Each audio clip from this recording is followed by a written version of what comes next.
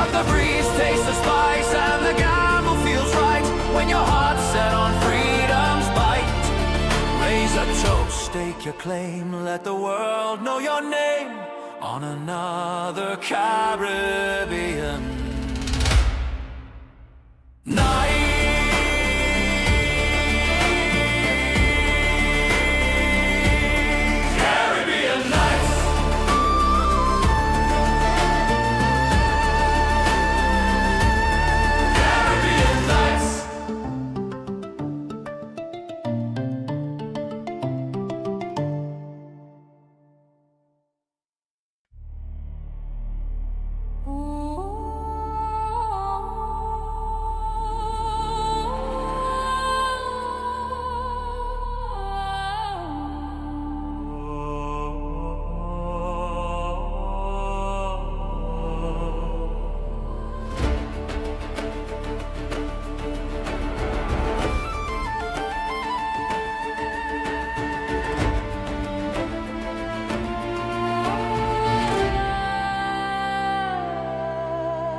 I sail from a cove where the warm trade winds blow and the silver blue dolphins glide, where the rum's always strong and the nights run long and the tide is a thief at your side.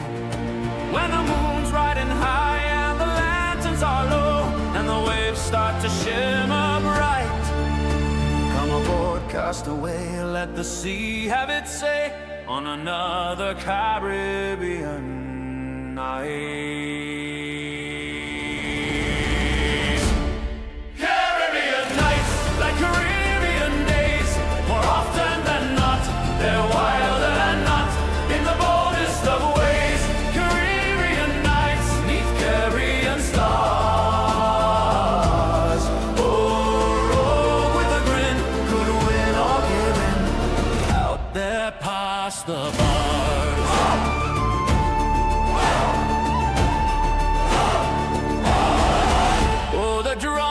The shore keep a whispering lore of the captains who never came home, and the gulls overhead cry of treasure and dread where the reefs hide a kingdom of bone. But the breeze tastes the spice and the gamble feels right when your heart's set on freedom's bite. Raise a toast, stake your claim, let the world know your name on another Caribbean night.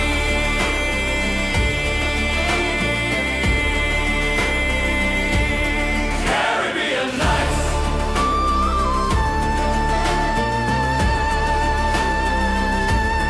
Caribbean nights.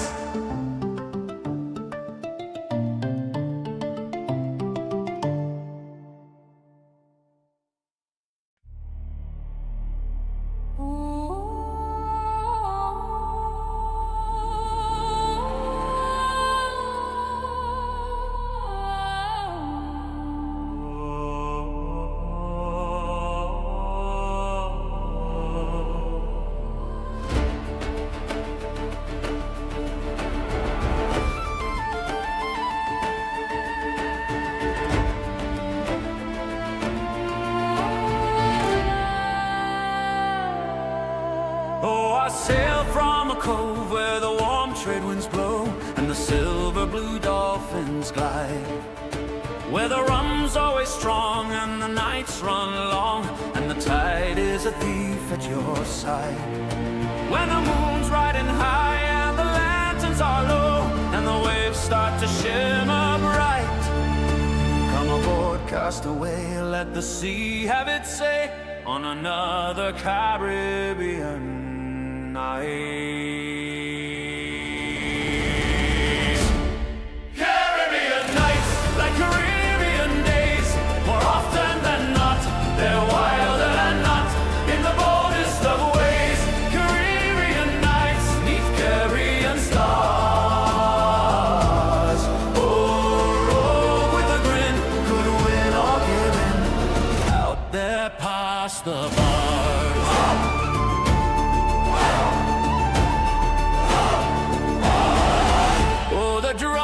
The shore keep a whispering lore of the captains who never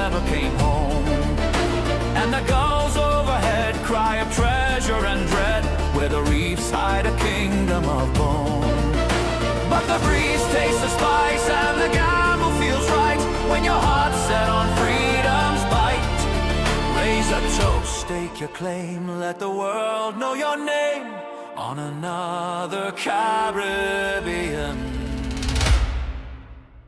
night.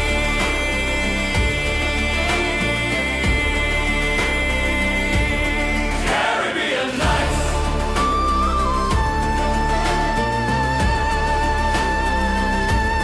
Caribbean nights.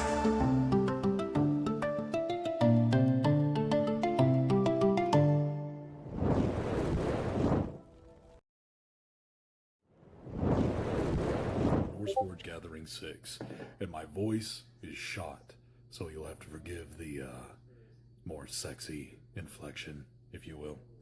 However, I decided it'd be fun to go through and look at all the peace offerings that people left Bobo.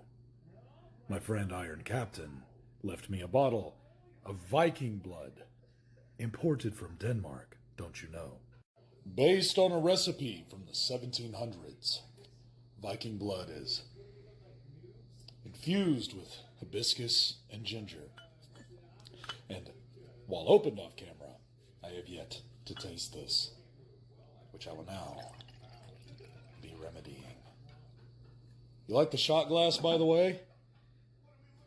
You might recognize it if you tuned into the Spell Shots Against Humanity stream last summer.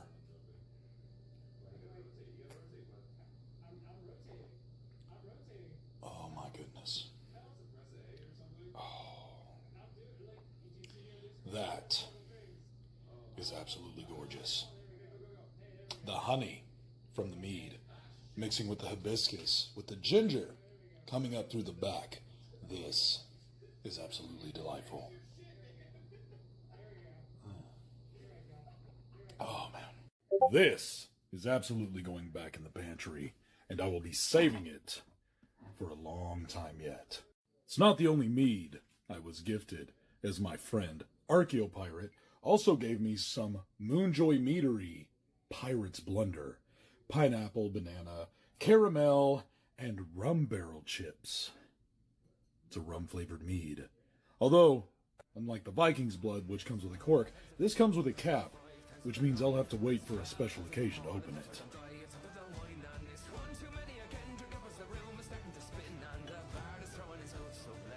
Spell shots. Gentlemen, I think it's time.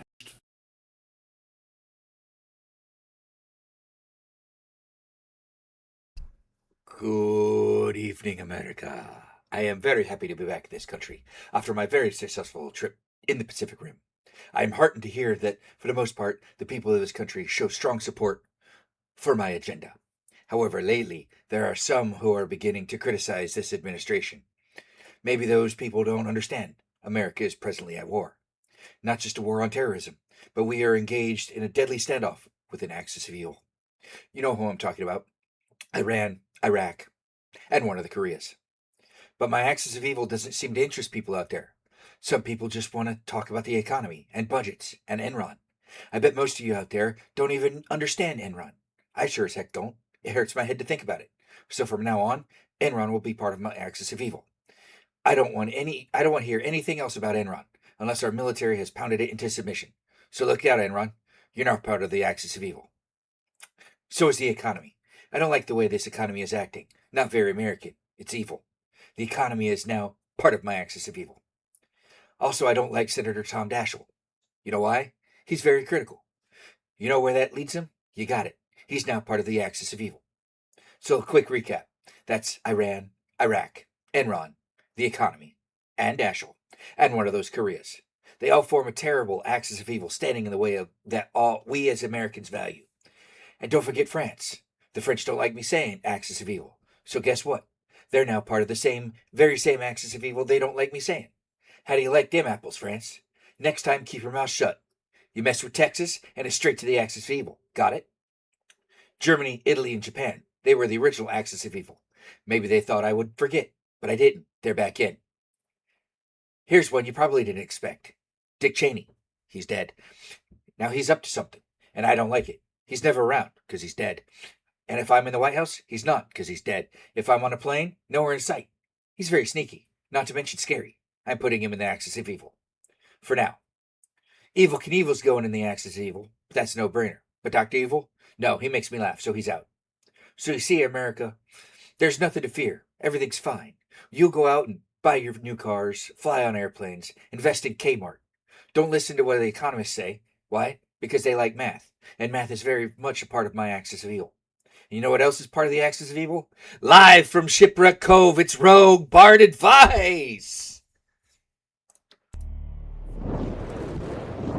Welcome back, everybody! If you guys didn't know, that was a bit from like 2003 from Will Ferrell. I just modified it to work with us. We are Rogue Bard Advice. We are a D&D, TTRPG, sports, nerdcast, archaeology, everything you guys want podcast. And I am your host, the pirate archaeologist, sometimes the rogue pirate archaeologist, sometimes Captain Bartholomew Bones McCoy, sometimes just plain old Chris. So, last week and previous weeks, we've been having glitchies with Streamlabs. Apparently, last week, corrupted files. So I had to delete Streamlabs and re-download Streamlabs. But I thought I would have to rebuild the whole thing. Turns out, when I reinstalled Streamlabs, it went to the base untitled thing, and all I had to do was scroll down and go to Rogue Advice, and it popped everything up. I just had to rescale everything because it messed the scale up everything, so it zoomed everything in. Yes, boo, Streamlabs. Boo. Boo.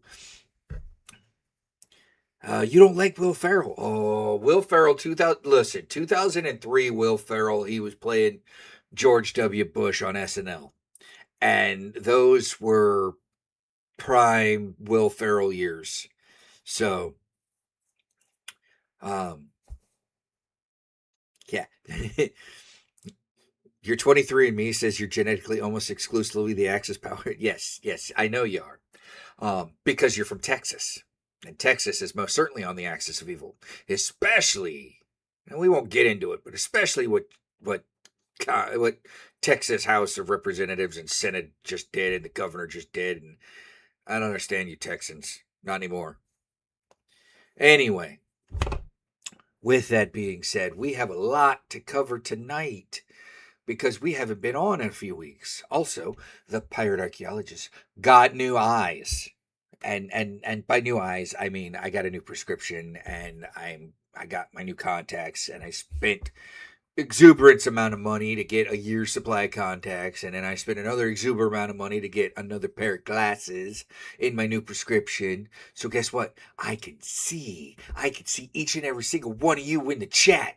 We got Puffy Cheeto, we got Jim, we got Yokai. We don't have Kirk this evening because Kirk's whining and playing D&D with his friends online.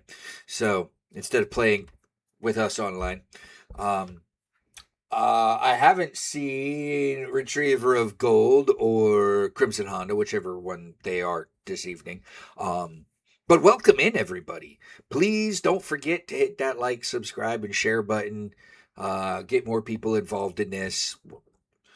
Look, I don't do this for the money. I do it for you guys. So it doesn't bother me if we only have 3 people.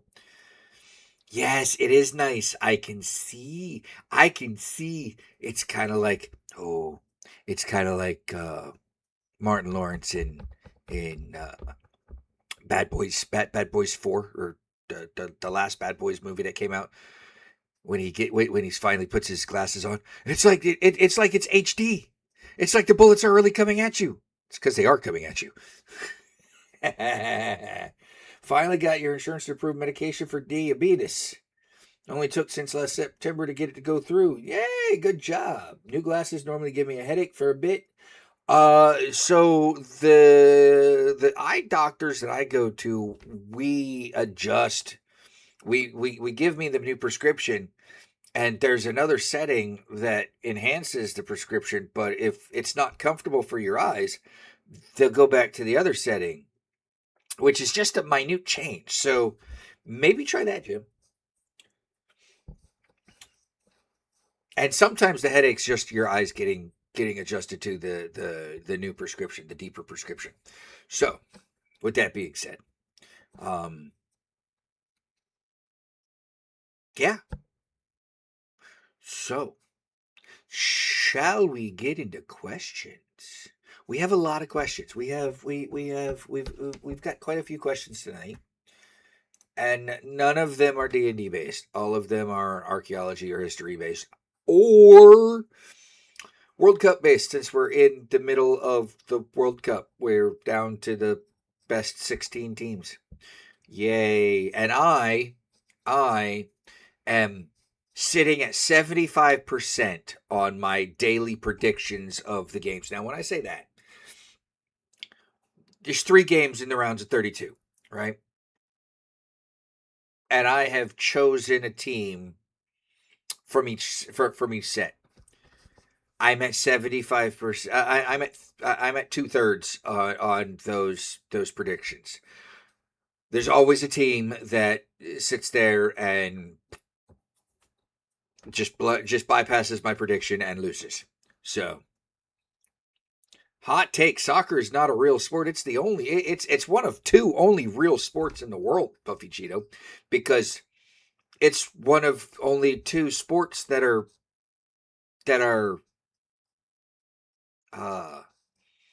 played in multiple countries. Now, there's an argument to say that cricket's a real sport, but I don't think a game that takes 7 days to play is a real sport.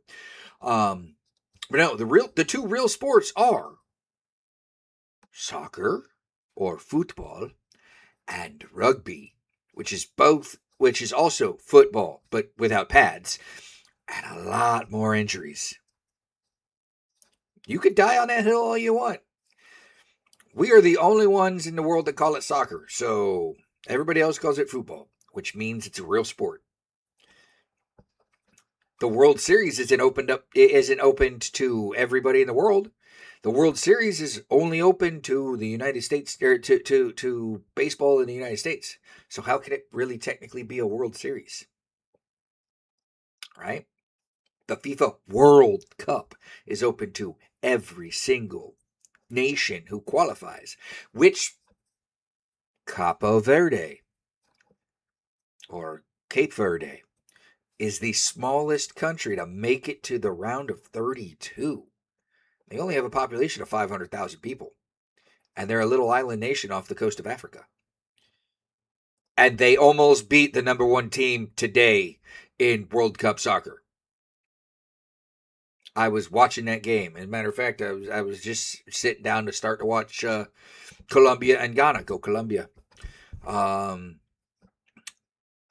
So yeah, it's a real sport. Well, Dallas hosted a game today. Dallas hosted the freaking Argentina and Cabo Verde were in Miami. Who was it today? It was in Dallas. It was who was the World Cup? World Cup.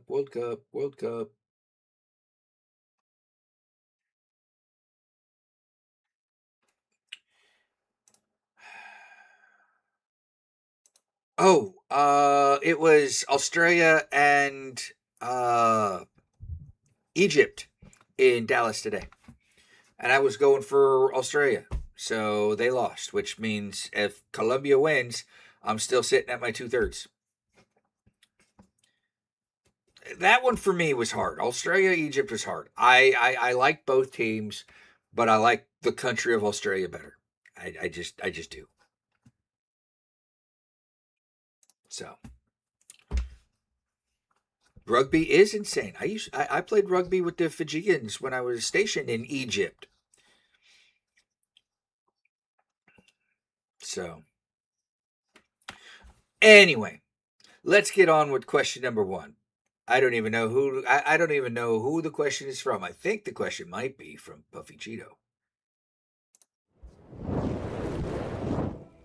It is from Puffy Cheeto. Look at that. The last eruption from the supervolcano is Yellowstone. It is estimated to have occurred 640 5,000 years ago. Is there any estimation for when or if there would be another supervolcanic eruption? And would this throw the world into an extreme climate change like another ice age or something similar? What would the chances of human survival if this were to happen? Now, Puffy Cheeto, do you know that this question right here is a geology question, right? I am not a geologist, but I have an answer for you. Should have an answer for you.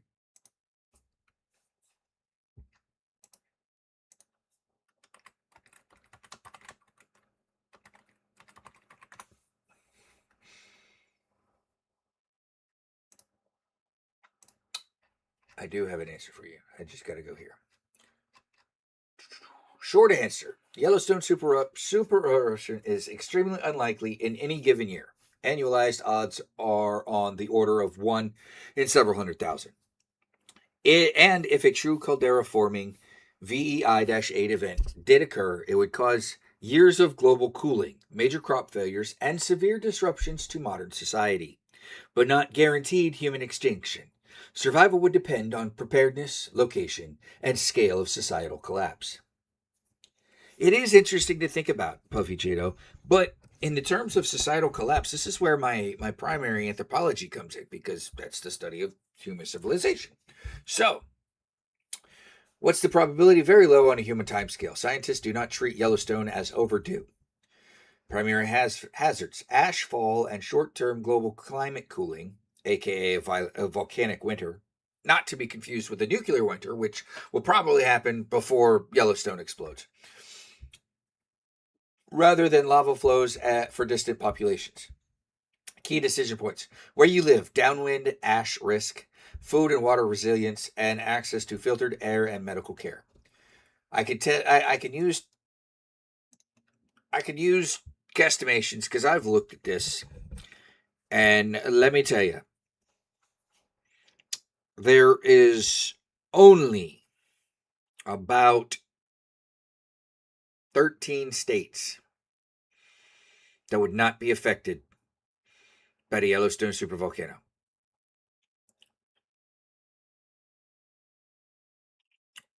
All the states, all the states right there around Wyoming, Montana, Idaho, Colorado, they're all vaporized. They're all freaking.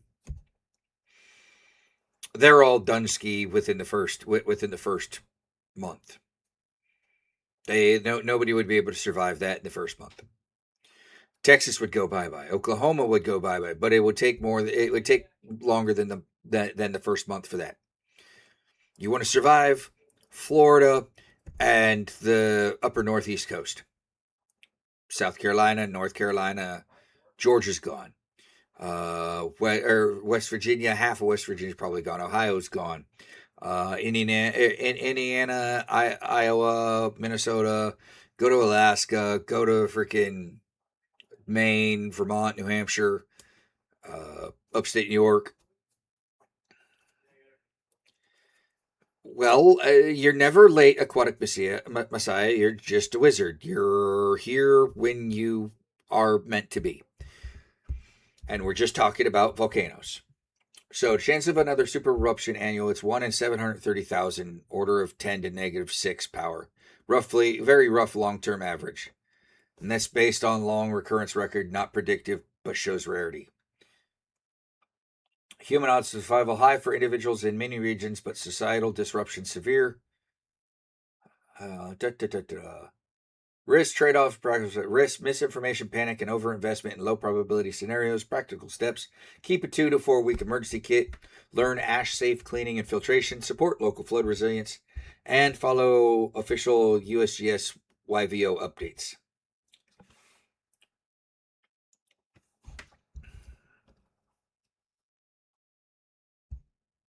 Okay, you're a ranger, but rangers never show up when they're just needed. Rangers are always there.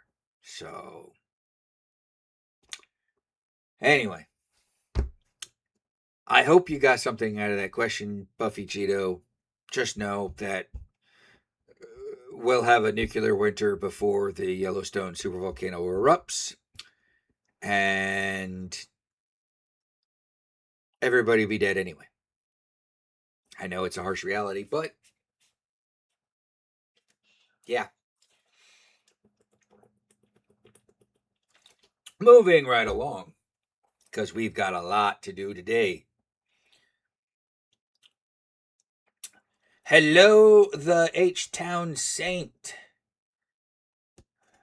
H-Town. Is that Puffy Cheetos' cousin? Welcome in if it is. Welcome in if it's not. Moving to question number 2. And I think, oh, it's your brother. Nice. Welcome in the brother of the Puffy Cheeto. If you guys haven't figured out, this question comes from our good friend Kirk, who is not with us today. And he didn't even send the clone. So, looking up information about earliest human tool use, he finds values like 2.3 or 3 million years, mostly for tapped stone, he thinks. But to him, that's about the same as crows using stones to crack nuts, or chimpanzees using sticks to eat termites. What is the first known human use of a tool? That is beyond what some animals are doing today. What were those tools? I'm thinking stuff like a rock tied to a stick as a hammer, or an edged stone tied to a stick to make a spear. Well, those would be the tools that humans and earlier humanoid things would have used. The first clear human innovations that go beyond what animals do are composite and handcrafted tools, stone points or blades deliberately attached to handles or shafts, spears, axes, or knives. You were right on point there, Kirk. Secure archaeological evidence for hafting and composite weapons appears by 500 to 300,000 years ago, while simple flake stones date back much earlier, 2.6 to 3.3 million years ago. So everything you're looking up is correct. Animals such as crows and chimpanzees use single-piece tools, stones and sticks, opportunistically. They select or modify an object and use it directly. These behaviors show problem-solving and culture, but they do not require combining multiple manufactured parts into a single integrated implement. For example, a stone-shaped tip plus adhesive plus a wooden shaft. Now, the adhesive they would use would be tar or tree sap or something sticky and gluey. Composite tools require planning, multi-step manufacture, material-specific knowledge, and transmissions of techniques, which archaeologists like myself treat as qualitative cognitive leap beyond the tool use seen in other species. Would it be like a sharp rock to be used as a knife? It could have. They could have. So, yes. Certain sharp knives or certain sharp projectile points or stuff were fashioned into what one might consider a blade. Not an iron blade, but a stone blade. I wish I had one to show you guys. I do not. But yes, they could. They absolutely could. Obsidian was very much used for these purposes because it's glass. It's volcanic glass, and it's very sharp when it's chipped. So yes, they used them. They used stone tools for skinning animals to get the skins off the animals. They listen. If you've thought about it, it's been done. Oldest flake stones, handheld flakes, cores, hammerstones, clear evidence by about 2.6 million years. Claims for even older tools at 3.3 million years push the origin of deliberate stone modification earlier, but these are single-piece implements. Handcrafted points and composite hunting technology are usually placed in the Middle Pleistocene or Pleistocene era, roughly about 500, 300,000 years ago, with strong examples from the Kathu Pan, which is South Africa, and other Middle Paleolithic contexts. Some well-preserved wooden spears date to about 300 to 200,000 years ago and show deliberate manufacture of shafts and points.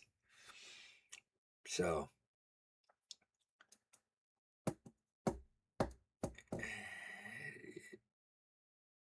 I have not played Horizon Zero Dawn yet, so I could not even begin to know what you're thinking. However, there is a theory that some of our favorite cartoons that we used growing up, like the Jetsons and the Flintstones, weren't actually different time eras. They were actually the same time era. And the Flintstones were what happens when the world was hit with a nuclear holocaust. And the Jetsons were what happens when civilization can no longer live on the surface because it's irradiated. So, alien. Why does everybody go with aliens? Aliens. Look. Okay, I'm gonna say this once, and this is gonna be my point on aliens. There are trillions and quadrillions of galaxies in the known universe, right? And there are trillions and trillions and trillions of planets in those known galaxies. There is no way that anybody can tell me that we are the only sentient life in the whole universe. Okay? Now, Voyager 1 and 2 have just exited our solar system about 2 or 3 years ago. They are the two furthest objects away from the Earth, and it's taken them 50 years to do that. We don't have the technology to go interstellar space right now and do it quickly.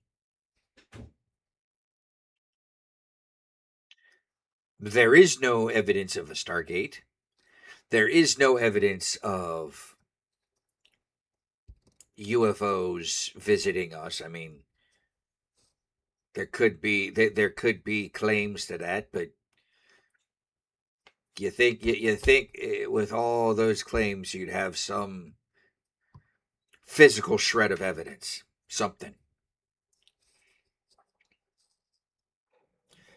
However,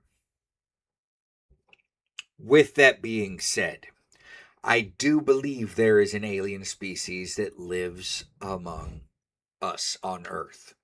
Not among humans, not on land, in the ocean. And I say this because all life on Earth shares some modicum of DNA with something else, right? There's only one species that shares 0% of its DNA with anything, and that's cephalopods. And that's your octopi. That's your squid, that's your octopi. 0% DNA with any living creature on Earth. So, you want to talk about aliens? We could talk about those. But the gray or green aliens that come down from another planet, I don't know that we're going to find them very well.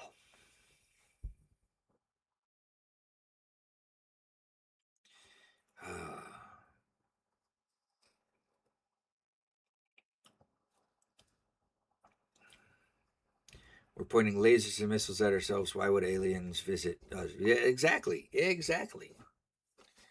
Or at least visit us again. I mean, if you really, really, really look at things, 1903, the Wright brothers took the first controlled powered flight of an aircraft. Right? 1903. 60 years later, we're landing somebody on the moon. That's a 60-year jump of technology.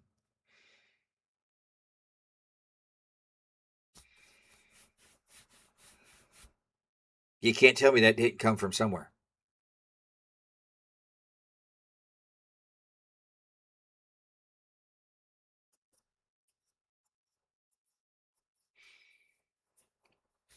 Anyway,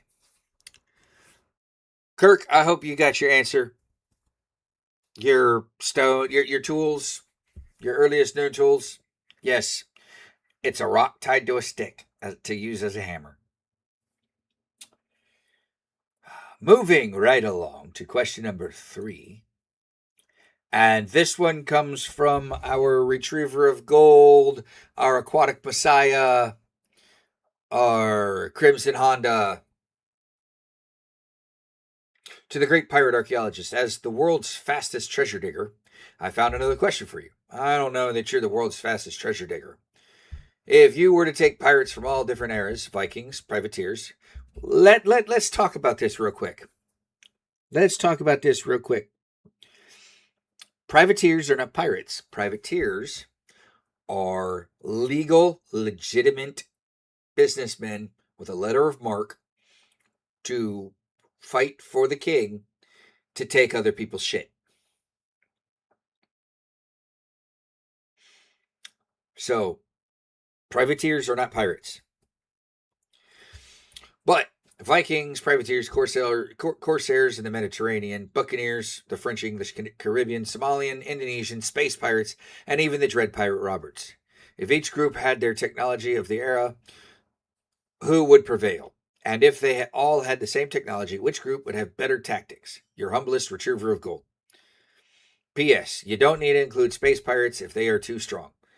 Well, hold on a minute there. Because it matters what space pirates we're talking about here. Are we talking about space pirates from the Serenity? Are we talking about space pirates from or the space pirates that are from Trigun? Are we talking about space pirates from Space Pirates, the TV series? It was actually a TV series, a cartoon TV series about space pirates. Or are we just talking about space pirates like, I don't know, a certain man with a walking carpet and a certain ship? Because he's a space pirate too. Technically. Who knows? Puffy Cheeto votes for the Dread Pirate Roberts. However, I have an answer for you. If all the groups had identical technology, but that's not what they said, had their technology, who would be better? The Vikings were fast coastal raids, river access, hit and run turrets, forced surrender. Privateers are optimized for commerce, economic warfare, capture prizes, avoid fleet battles. The Barbary Corsairs, ransom model, blend of state support and piracy. Buccaneers, opportunistic, combined sea-land expeditions. Somali and Indonesian pirates, asymmetric, decentralized networks exploiting gaps in law enforcement. And the Dread Pirate Roberts, psychological warfare, name is greater than force. Privateers, buccaneers, and corsairs win tactically. Tactical wild card is the Dread Pirate Roberts, just based on reputation.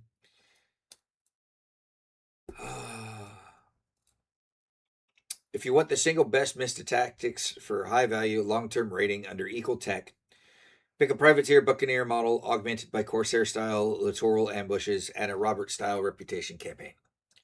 And I chose to do that in the name of a campaign setting. So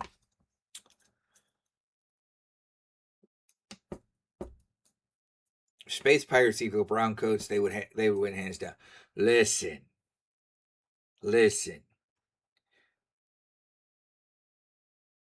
My time for taking you guys seriously is certainly coming to a middle.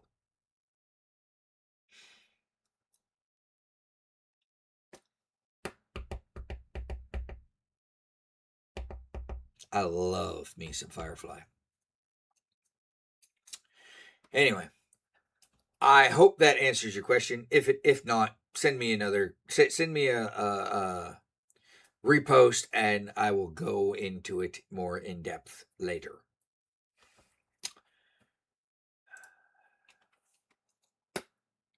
This is our first. I think this is our first 3-part question. A different sort of question. I was watching a YouTube about finding fossils, and this is a 3-part question. And it's more like a statement than a question, and it comes from Kirk. And how rare I was watching a YouTube about finding fossils and how rare it is for anything to be fossilized. It's not rare for anything to be fossilized, first of all, Kirk. It happens all the time. It just takes millions of years for something to be fossilized. And I suddenly wondered, can I donate my body to science and have it intentionally fossilized? Suggesting that my organs get put to use. I'm an organ donor on my driver's license. And then whatever remains gets placed in some location to be covered by sand or whatever science thinks is best for the process. That way, in the future, when enough time has passed, scientists will know a place to find an example, dig it up, and see if the process has progressed as expected. Or take samples as examples of our current environment on our biology, or our primitive dental practices, or as an example of the brain case size of a known idiot circa 2000 AD. Who would an interested person contact for potentially setting this up?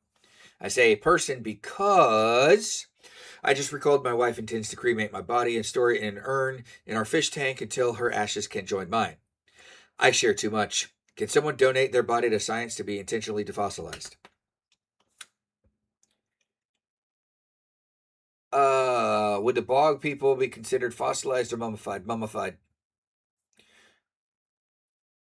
That would be mummified. See, fossilization is the process, and I don't know why I keep getting fossil questions. I'm not a paleontologist. I'm an archaeologist.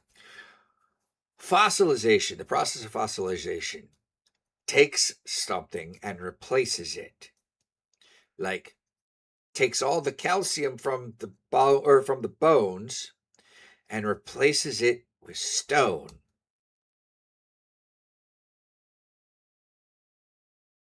And it's not necessarily replacing it with stone. It just takes the calcium and replaces it with something that's no longer bone.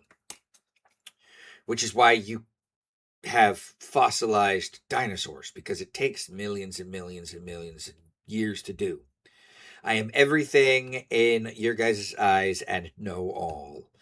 And I'm a jack of all trades. Well, thank you guys. Thank you.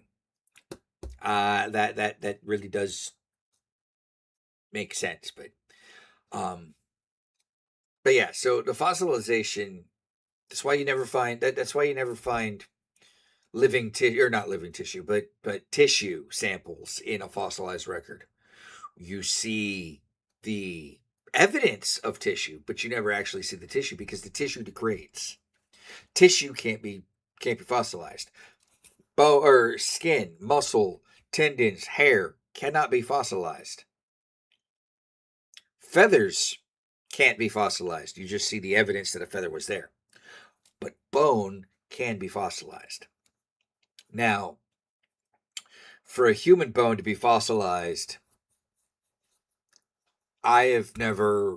There's probably evidence of it of human bone fossils, but that probably would be a question for a certain wolf, because he knows more than me, and I will die on that hill. He knows more than me.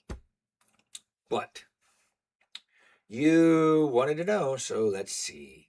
You can't realistically arrange to have your body intentionally fossilized in the way fossils form naturally. However, you can donate your body to science or arrange long-term preservation. For example, plastination, and work with medical schools, plastination labs, or museums to create a known documented specimen for human study. Plastination, permanent preservation, durable, touchable specimen that lasts indefinitely, displayable, requires consent, institutional vetting, may be restricted to qualified users. And you see this in the art exhibit of how they took a human body and cut small slices in it and put those slices in between glass. When will Wolf join us again? Unknown. It's fire season, Puffy Cheeto. And he is currently leading the fire teams in Idaho. Now, whether or not he's out and available, I don't know. I haven't reached out to him yet, but I know it's because it's fire season. And fire season goes on probably until August. So we shall see. We shall see. Hearsay. Hearsay about what? Controlled burial to attempt fossilization. Paleontology departments, museum curators, legal authority conceptually would create a known site for future study. Natural fossilization is geologic and extremely slow. Legal, ethical, and environmental hurdles are abound on those.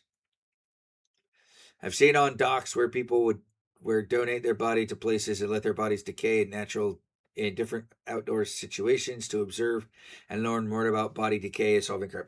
Yes, you can. However, the majority of those people who get donated to places such as the Body Farm in Tennessee are actually unclaimed, and it's sad because they're unclaimed individuals from the Nashville morgue.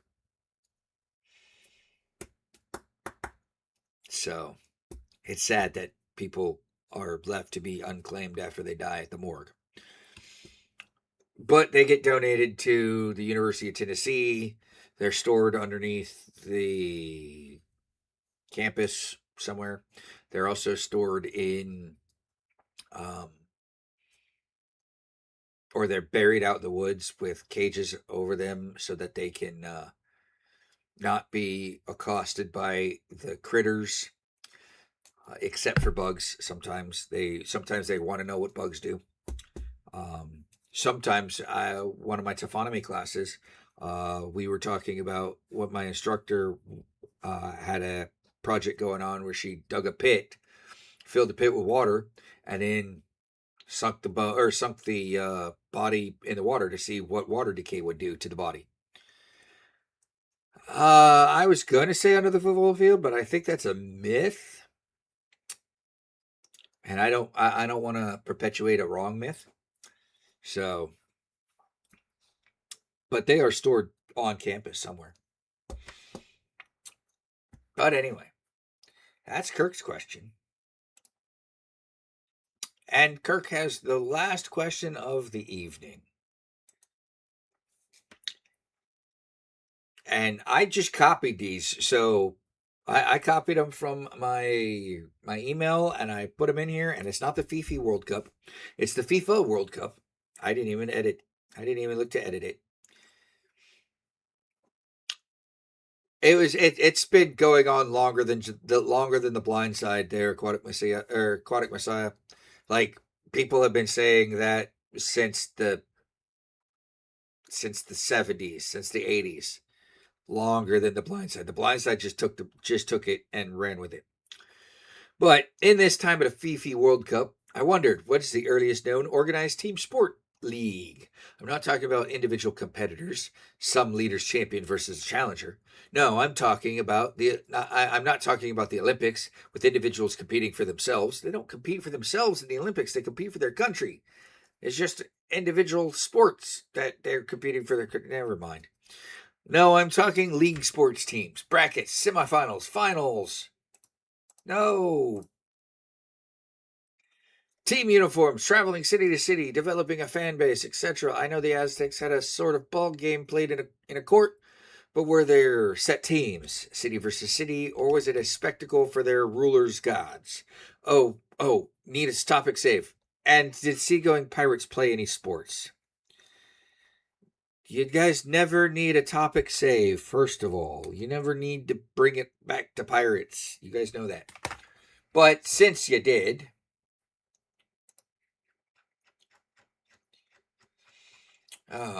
we're going to go through this question. The oldest clear examples of organized team competition with teams, colors, and mass followings are ancient chariot racing factions from the Roman and Byzantine eras. While the first modern scheduled league, in the sense of clubs, season fixtures, and standings, appear in the 19th century. Baseball's National League in 1876, Association Football's Football League of 1888. But you want the first sport that had teams traveling city to city? You're looking at Roman chariot races. Auto racing. Well, this was horse racing with chariots and wheels, but I mean, 4 horsepower is still 4 horsepower, no matter how you slice it, right? Whether it's an internal combustion engine or well, a horse, right? Chariot racing factions, blues, greens, Rome, Byzantium. Distinct colors, permanent teams of drivers and owners. Regular races in circuses. Circuses were the long, oval shaped freaking racetracks. They're called circuses. With seasonal calendars, teams raced in major cities and imperial circuits. Huge popular followings. There's actually a circus in Rome, and I went to it, and it's no longer a circus there. It's just an open field, but it still has that.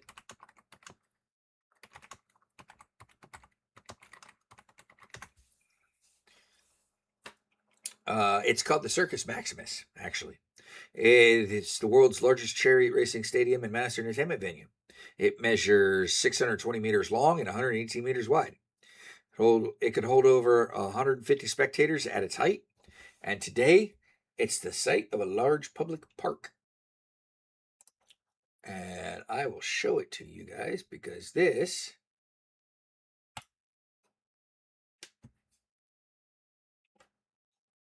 is what it looks like. Let's go to here. Yes, we'll go here.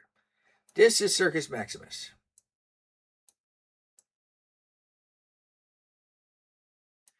That's what it looks like. Right there. And if you go on the bus tour Rome, that right there is one of the buses for the bus tour. You go right past it. You go here, and then you go right down here, and then you go right over here, and it takes you back to somewhere else. But this is the Circus Maximus.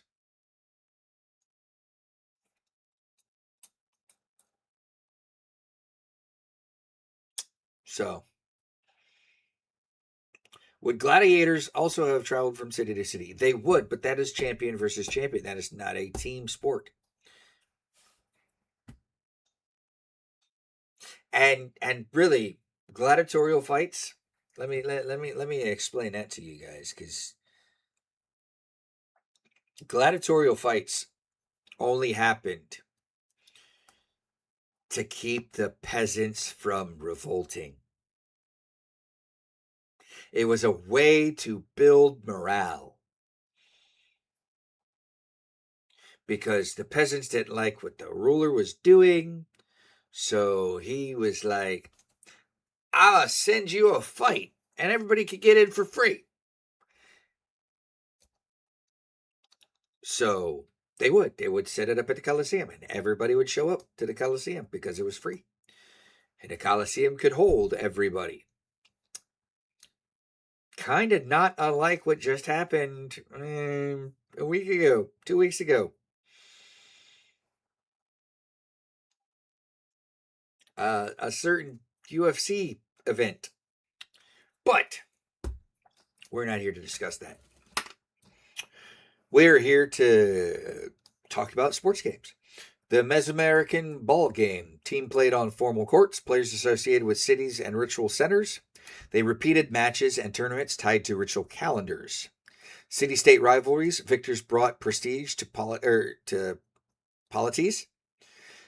Spectacle with civic religious governance, not a modern league, but it was organized. Baseball, U.S. 19th century clubs with uniforms, codified rules, formal seasons and standings. National League founded in 1876. Clubs traveled regionally for scheduled fixtures. Clubs, schedules, and governance created modern league model. And the association football, which is in England. This is soccer. This is not American football. Clubs with colors. Earliest surviving club is Sheffield Football Club, 1857. Football Association rules of 1863. Football League, organized seasons and fixtures, 1888. Clubs traveled for fixtures, growing fan bases. Clubs, referees, and league governance created modern template for what we're seeing now in the World Cup. Why chariot factions count as the earliest league-like teams. Chariot racing in the Roman and Byzantine worlds featured permanent teams identified by colors, professional drivers, regular race calendars, and major circuses, and massive organized fan following that influenced politics and patronage. Look, you got to think of chariot racing not necessarily as NASCAR, but as F1, as Formula One. I mean, it's all the same. It's all the same. Racing is in everybody's DNA. The foot races. The Spartans and the Athens used to run foot races. What do you think marathon? What do you? The word marathon and to yokai comes from the marathon race from Athens to Marathon. It's 26 miles from Athens to Marathon. That's why a marathon has a 26-mile limit to it. There's a reason for it. Which is still not a sport. I bid you, you know what? I challenge you, Puffy Cheeto, to a duel that soccer is a sport. The marathon guy did die, though. Why? Because he didn't stay hydrated.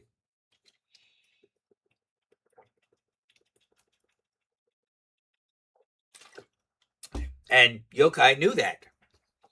She knew that the reason a marathon is called a marathon is because it's from Athens to Marathon and it's 26 miles. Did you also know they did it barefoot? You're doing less than an eighth of a marathon each time, so I don't count much. You count. Look, you count as much as the count counts, and the count counts well. 1 kilometer, 2 kilometers, 3 kilometers, Brought to you by 5K. The combination stable teams, scheduled events, travel between venues, and organized supporters matches many features that Kirk asked for, even though it lacked modern club ownership and written fixture lists in the modern sense. If you walk around the block, it's considered a good day. Good. Barefoot seems painful to me, honestly, but it's what they were used to. Yep. Well, they had sandals. They didn't have running shoes. They had sandals. So, and their sandals had no backing, had no back to them. So they were flippy flops at best. Would you like to run in flip-flops? I certainly don't want to run in flip-flops. Every time I take a step, I'm getting hit in the heel with a flip-flop. Flippity-floppity, flippity-floppity. No, absolutely not. But that's also why the marathon also incorporated, and this, I recently found this out. Marathons usually incorporated other things, which is why they're staples within the Olympic Games, like the triple jump. The triple jump was created to run through a field or something and hop from crevice to crevice to crevasse over gorges and stuff.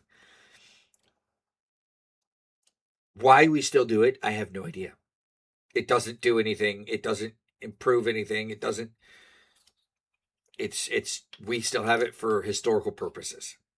Just like the high jump. Why do we still have the high jump? Nobody jumps. Nobody does that on a regular anymore. Nobody's using a pole to jump over a wall to attack a castle or something. That's what the high jump was for. To see who could get over the wall higher. Why do we got it? We don't got it. Let's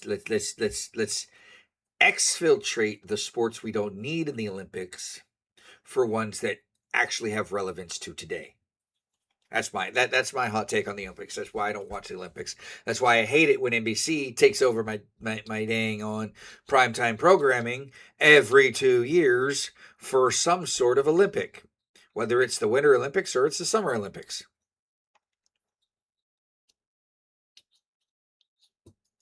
It may be a task to challenge us now for something, but listen.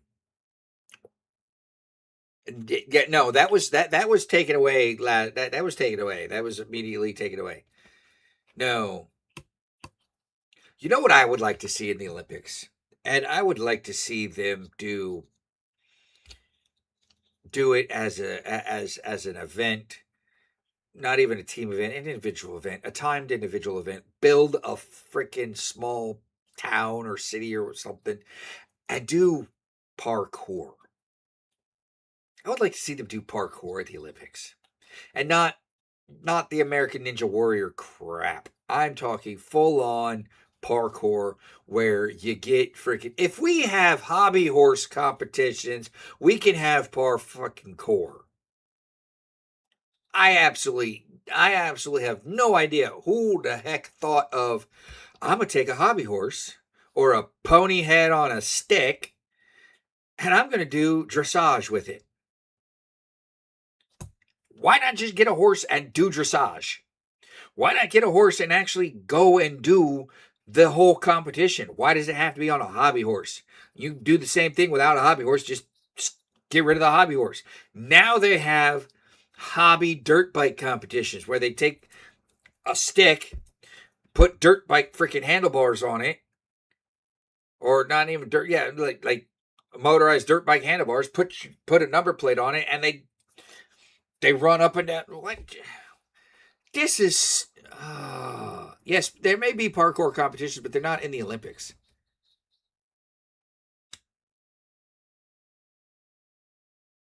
I would like to see average people do it.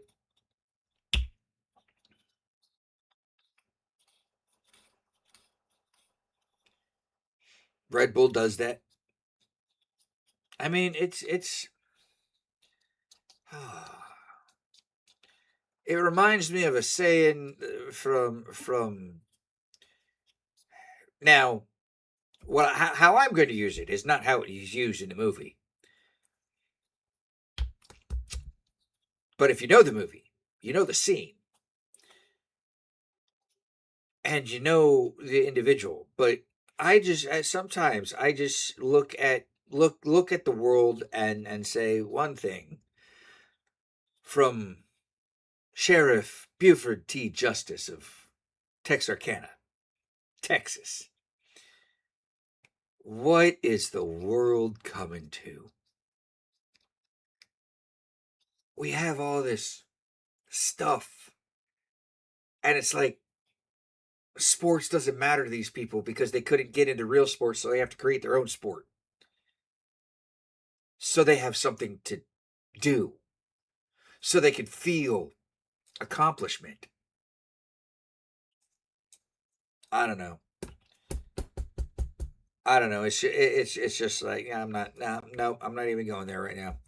We will discuss that on the Discord, the topic of sports and people joining sports and everything else in the Discord. However, it is that time. We've been doing this for an hour and 4 minutes. Well, an hour. Because I started early. But it is that time. And we get to do two things today.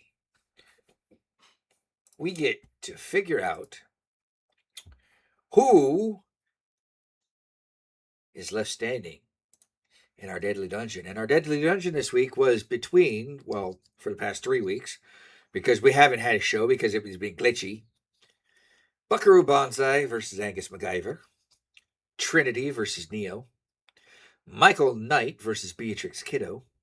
And Sarah Connor versus Jackie Chan, which turned out to be a 50-50 matchup in the Discord, which in the Discord, and Kirk was there. Kirk verified that I verified the winner through a wheel randomizer, so blame Kirk.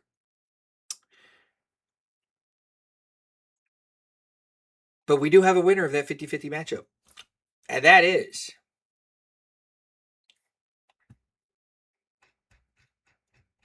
let's go to the first one. Angus MacGyver versus Buckaroo Banzai.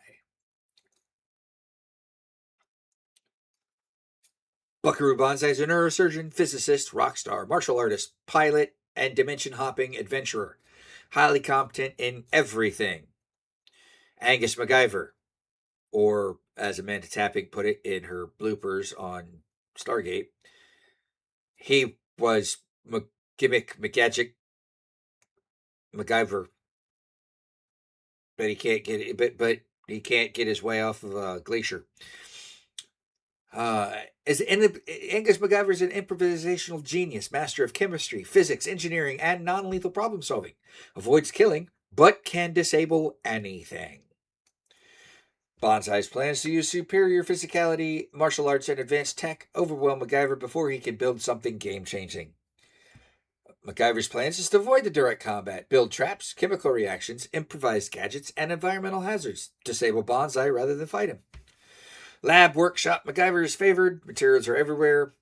Open field, Banzai is favored. No time for gadgets. Urban alley, balanced cover for MacGyver, mobility for Banzai.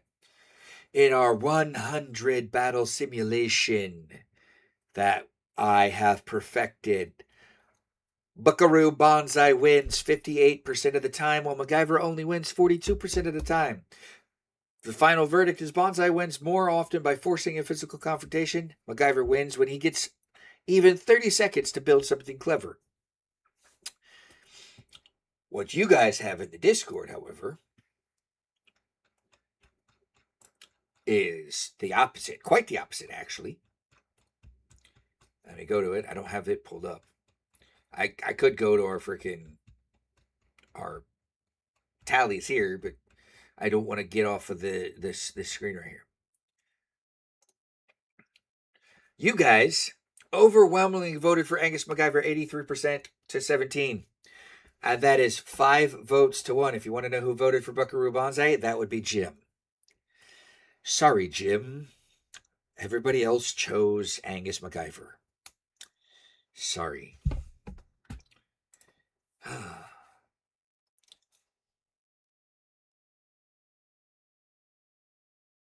You couldn't hop on in time with y'all? What? Okay, I don't know what is... Oh, you mean in the Discord? No, it was fine, Puffy Cheeto. It was only like we only were there for like 5 minutes. It wasn't that bad. Our next matchup is Trinity versus Neo.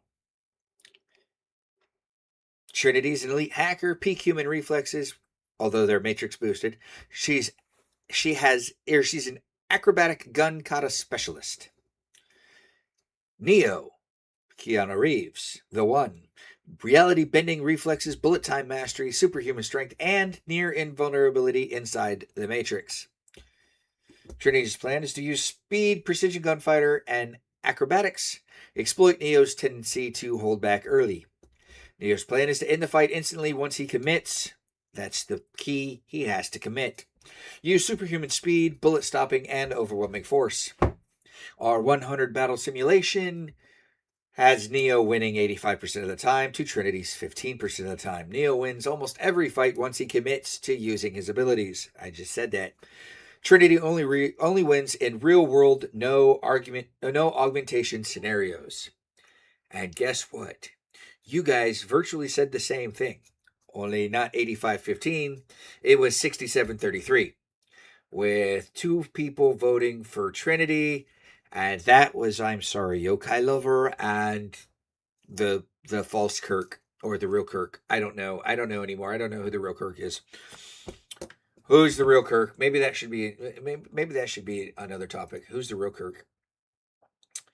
Our next battle is Michael Knight versus Beatrix Kiddo, the bride. Competitor profile: Michael Knight's a skilled operative, excellent driver, trained in hand-to-hand combat with access to kit, an AI supercar with sensors, armor, and non-lethal weapons. He was also, before he became Michael Knight, if you watch the pilot episode of Knight Rider, he was also an undercover cop who gets shot in the face, which is why he becomes Michael Knight. He gets reconstructed with plastic surgery. This is all plastic surgery. We need an episode about which Kirk is which. That's going to be a hard episode. Beatrix Kiddo, the bride, elite assassin, master swordsman, extreme pain tolerance, and lightning fast close quarters combat killer, and she has access to her truck called the Pussy Wagon. That just gets in there just because it's the Pussy Wagon. Michael's plan is to use Kit to maintain a distance, scan for ambushes, and disable Kiddo with non-lethal weapons or ramming. Kiddo's plan is to close the distance, disable Kit's tires, sensors, or cockpit, and finish Michael Knight off with melee and overwhelming speed. I don't know why, but something about Uma Thurman makes me dislike her so much, and I can't stand watching anything she's in. How about watching something that her daughter is in? Because I know you liked Stranger Things. I absolutely know you like Stranger Things. Because everybody likes Stranger Things. And her daughter is in Stranger Things. Only her daughter doesn't use her mother's last name. Her daughter uses her father's last name. And I absolutely love... I absolutely... This guy has been one of my favorite actors since I first saw him in Dead Poet Society. Yes, that would be Ethan Hawke. Ethan Hawke and Uma Thurman got married and had Maya Hawke. I like Uma Thurman. Uma Thurman is awesome. You put her in a skin tight green leafy dress with bright red hair and put her opposite of Arnold Schwarzenegger as Mr. Freeze in Batman in Batman Forever. I mean, yeah. You put Uma Thurman in Pulp Fiction. You put Uma Thurman. I mean, I really didn't care for her in The Bride, or as the bride in Quentin Tarantino's Kill Bill Volume 1 and 2, but I absolutely like her in everything else. One person I don't like, what's her name? Téa Leoni. I absolutely do not like anything Téa Leoni is in if she's the main focus. She's a horrible actress. Horrible actress. Don't like her. But back to the battle at hand. In our 100 battle simulation, Michael Knight wins 52, and it was close. It was super close in the simulation. Michael Knight wins 52% of the time. Beatrix Kiddo wins 48%. Knight wins when Kit stays mobile. Kiddo wins when she forces a dismount or an ambush. Now, you guys went the opposite direction. You still chose Michael Knight, but you chose it 80-20, with one person voting for Beatrix, and that was the Kirk, whichever Kirk it was. So, with that, we come to our 50-50 matchup. Sarah Connor versus Jackie Chan. You guys had it 50-50 on the Deadly Dungeon. Sarah Connor, hardened guerrilla fighter, firearms expert, survivalist, tactician, high pain tolerance, skilled in improvised explosives. Jackie Chan's a master arts martial, or a master martial art, a martial arts master, acrobat, environmental combat genius, improviser, high durability, agility, comedian. He's got the whole package. Connor's plan is to use firearms, traps, and explosives, keeps the distance, turns the environment into kill zones. Jackie's plan is to close the distance, disarm, use environment as weapons, and overrun with speeds and acrobatics. In our 100 battle simulation, Jackie Chan wins 59% of the time. Sarah Connor wins 41% of the time. And in a 3 out of 5 matchup with the randomizer, 3 out of 5 times, the randomizer chose Sarah Connor. So, that is who I went with because you guys had it as a 50-50 shot. So, with that being said, our bracket. Oh, you guys want to see you guys want to see the results. This is the results. This is the results I just talked about. Match was determined by the wheel randomizer, and the verification of the wheel randomizer was verified to be accurate by the meta verifier Kirk. I had to think about that one. But our bracket looked like this. That is our current bracket. Now, tonight, we're going to reseed everybody. Unless you guys think that this is a good matchup. But you guys have voted earlier to say we are reseeding every round. So, take a look at this. This would have been the matchups. Let's get on with the reseeding. Oh, wait. That's the Discord. You guys don't want to see the Discord. You guys want to see this. The Wheel of Mortality. Wheel of Mortality. Turn, turn, turn. Tell us the number 1 seed of this new round. Number 1 seed goes to Angus MacGyver. Let's go. Now, where was Angus MacGyver on our bracket? What seed was he on our bracket? Let's see. Angus MacGyver goes up from 30th to 1. Wow. That actually, that's pretty good. So, Angus MacGyver is number 1. Wheel of Mortality, turn, turn, turn. Who is number 2 in our new round? Michael Knight. Hey, the wheel randomizer has chosen Michael Knight to be number 2. Number 3, Wheel of Mortality, turn, turn, turn. Who is the 3rd one? Ash Williams is number 3 on our randomizer. Sweet. Now, I'm removing them, but they're just going right here so I know which order they're in. Okay? Wheel of Mortality, turn, turn, turn. Who is the number 4 seed? James T. Kirk is number 4. You know, this is going to choose the 2 women last. I guarantee it. And I'm not joking. I honestly think it's going to choose the 2 women last. It's 3 women. Because you got Sarah Connor, Laura Croft, and... No, 2 women. Sarah Connor and Laura Croft.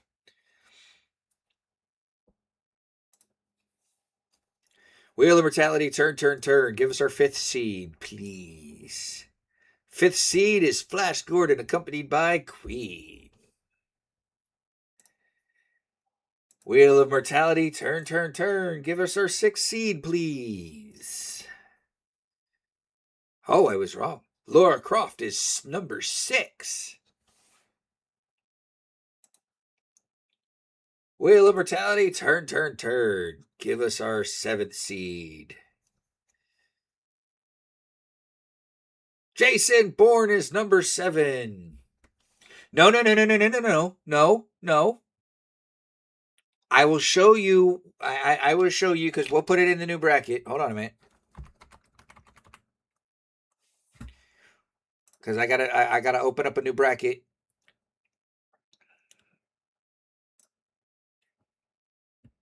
Create a bracket. Bracket name. Wait, we're doing 16 participants, right?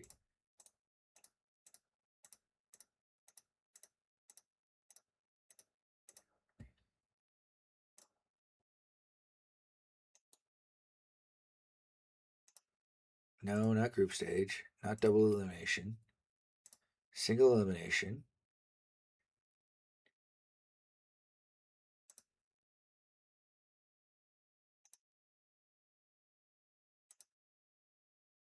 Double-sided.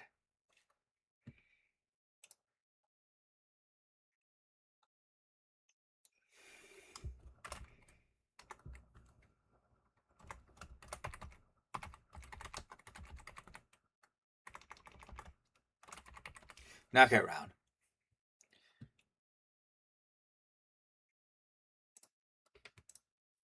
Now, when we put in our individuals into the bracket,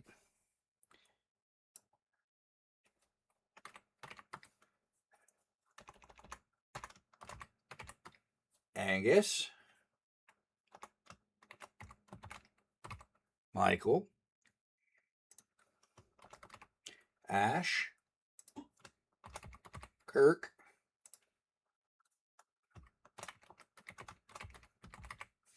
Josh Gordon, Laura Croft,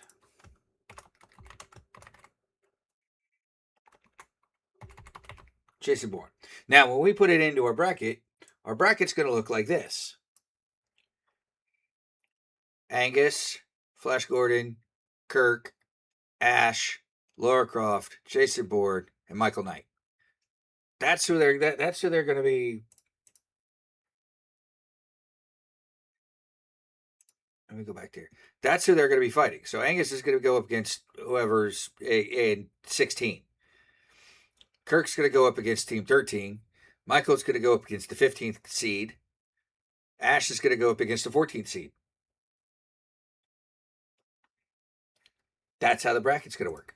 So, what are we on now?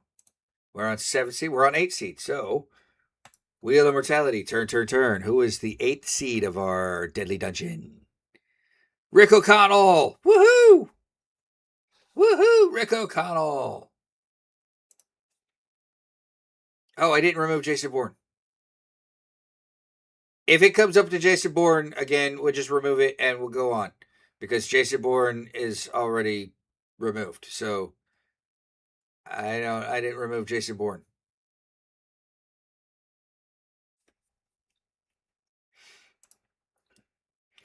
Wheel of Mortality, turn. Who is the next one? Jason Bourne. Cool. So we'll remove him. But just remember, he's already on the list. He didn't get removed. He's just on there twice. I won't put him on there. Wheel of Mortality, turn. Who is our number 8 or number 9 seed? James Bond. Wheel of Mortality, turn. Give us our 10 seed. 10 seed is Riddick.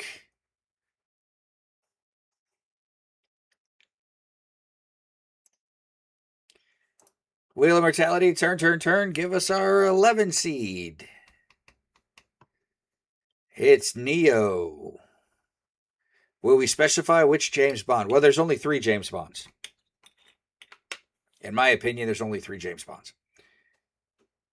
Actually, in my opinion, there's only 2 James Bonds. But some people like Daniel Craig. Wheel of Mortality, turn. Give us our 12 seed. Bruce Lee is 12.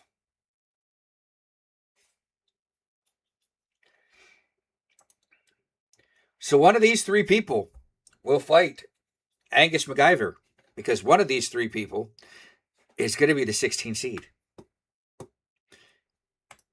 Wheel of Mortality, give it turn. Give us our 13 seed.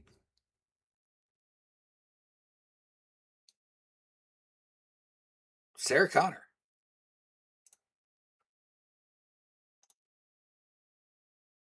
Who are we missing?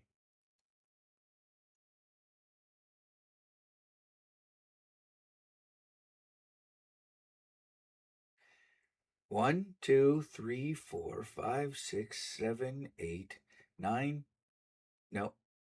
9, 10, 11, 12, 13, 14, 15. Who are you missing? Who are we missing, people? Let's go to our bracket. Let's see, because that irks me.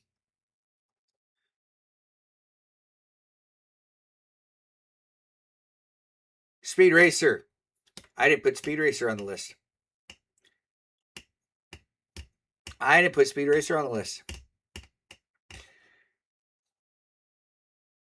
Speed Racer automatically gets number 16 seed. So I just made that executive decision because Speed Racer is going up against freaking Angus MacGyver. That makes sense, honestly. That makes sense. So who is our 14 and 15 seed? Wheel of Mortality, who is our 14th and 15th seed? Our number 14 seed is John Wick, which means Han Solo is our 15 seed. Whew. And in order to do this correctly, we have to remove Han Solo from it so we get our list. Actually, you know what? I have an idea. Han Solo is our 16 seed. Since we have Jason Bourne on here twice, and Jason Bourne was there, let's do this. Let's do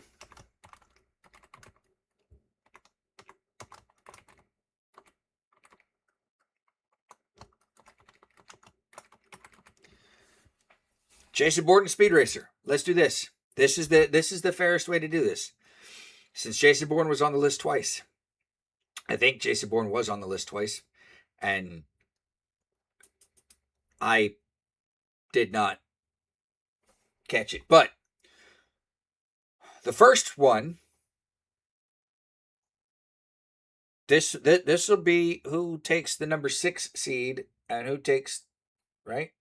No, who's the number 7 seed and who's the number 9 seed. Okay? That's the fairest way to do this. Wheel of Mortality, turn. Give us our real number 6 seed. Or 7 seed. Our real number 7 seed is Jason Bourne. Which means Speed Racer is our number 9 seed. And I can work with that. I absolutely can work with that.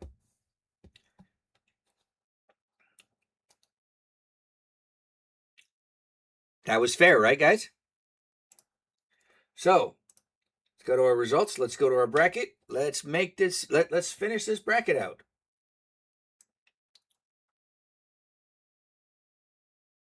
Because I can do it this way. I can give you guys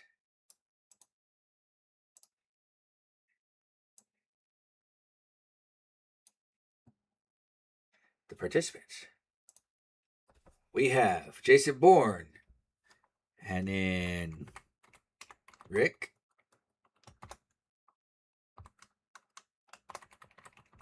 O'Connell, and then Speed Racer, Neo, Bruce Lee,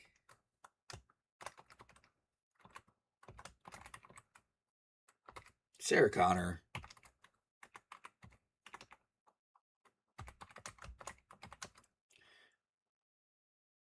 John Wick. Wait a minute, I'm missing. I jumped too far. James Bond, Riddick, Neo,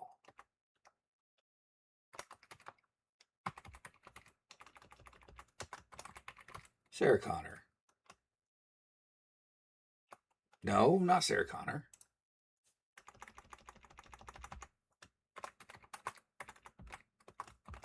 Bruce Lee. While I'm doing this, let's discuss everybody's good things of the week. What is everybody's good things of the week?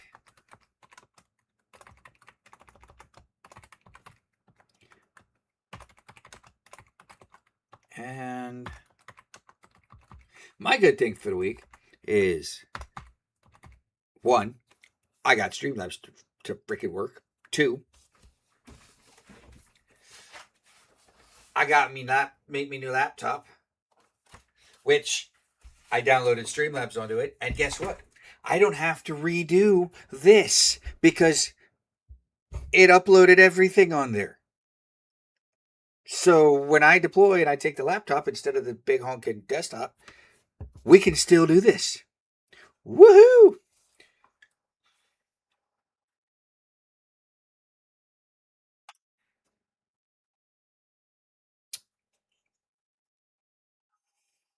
You haven't melted yet in the heat?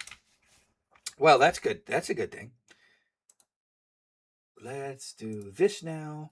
And this is our bracket, ladies and gentlemen.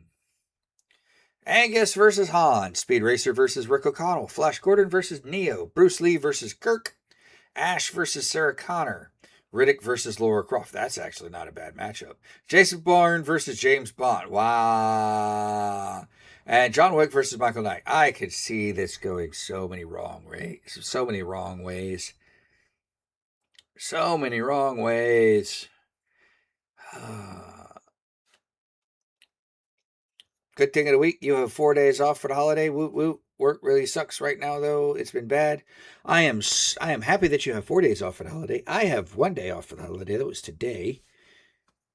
And then I go back to sitting in my computer desk tomorrow or Monday and doing absolutely nothing because, well, nobody's been declaring disasters lately. So, happy 250th birthday, America. I don't know why we're celebrating America's 250th birthday. When every other time we've celebrated something, it's been on the centennial, on the 100 years. 1876. 1976. The next one shouldn't even come around until 2076. So I'll be alive, just barely. Hopefully, I want to be alive. Let's see how old will I be in 2076?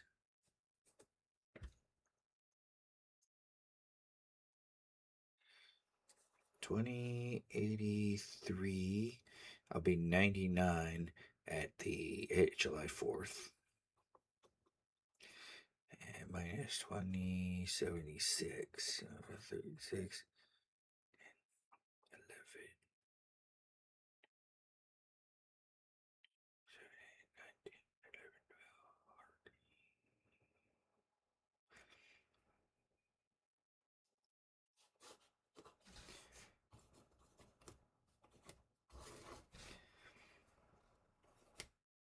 I will be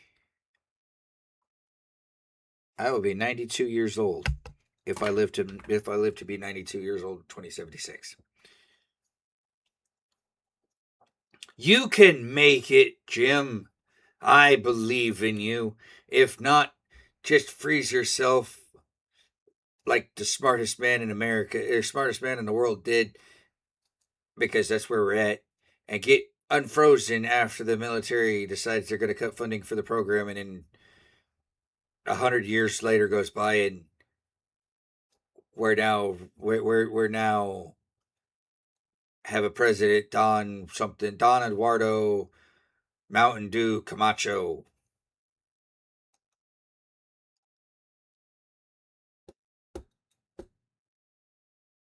I'll be 92 for the next big celebration. But I will turn 93 afterwards. You will have just turned 92.